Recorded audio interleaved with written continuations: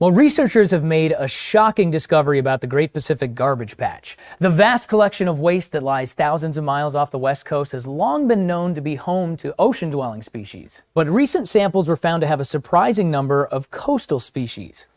About 70% of the items collected and studied had non-native inhabitants. There were invertebrates like anemones and worms, but also crustaceans. Now, previously it was thought that coastal species couldn't live long-term out at sea. Now researchers want to know just how far away these animals are calling home and if they need to rewrite what they once believed.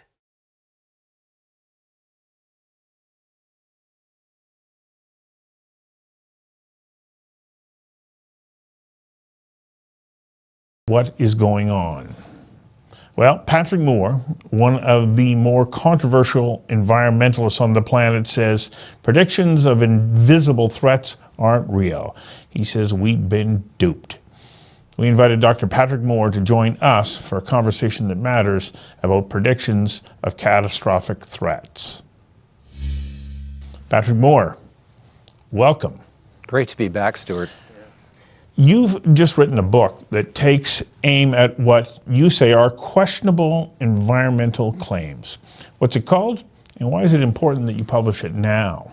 Well, the title of the book is Fake Invisible Catastrophes and Threats of Doom. And that may seem somewhat sensationalist, but it's based on the fact that I suddenly realized one day, about a year ago, that nearly all the scare stories that we're hearing through the media today are based on things that are either invisible, remote, or both.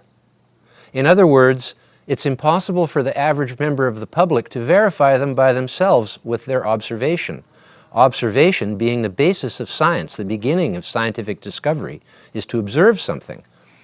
And so as a result of this, the general public depends on environmentalist activists, on the media, on politicians, and on scientists, all who have skin in the game, to tell them the truth, when in fact, in most cases, they are making up so-called narratives that are fake. And so fake invisible catastrophes refers to things that they say are already happening, like the death of the coral reefs, which is entirely untrue. And threats of doom are things they say are going to happen in the future, the very near future, of course, like half the species on Earth going extinct, which is another one of their fake stories. In your book, you touch on plastics, especially in the ocean. And I asked this question because I interviewed a Russian scientist who was in the North Pacific and the Gulf of Alaska doing research about what happens to salmon when they're at sea in the winter. And his experiment was to measure microplastics in the North Pacific. And he was shy about sharing his findings because he thought at first he had conducted his experiments wrong. And the reason that he thought that he had done it wrong was because he, like everybody else, believed that the oceans were awash with microplastics, and yet he didn't find any. The giant Pacific garbage patch full of plastic that is twice the size of Texas is fake. It is a complete and utter hoax. There is no such thing. Point number one. Point number two, plastic floating in the sea is no different than a piece of wood floating in the sea, unless it is a discarded fish net or other fishing gear that is meant to catch things. That should never be put in the sea. And in fact, that is the most common thing found when people go out and look for plastic in the sea, is discarded fishing gear.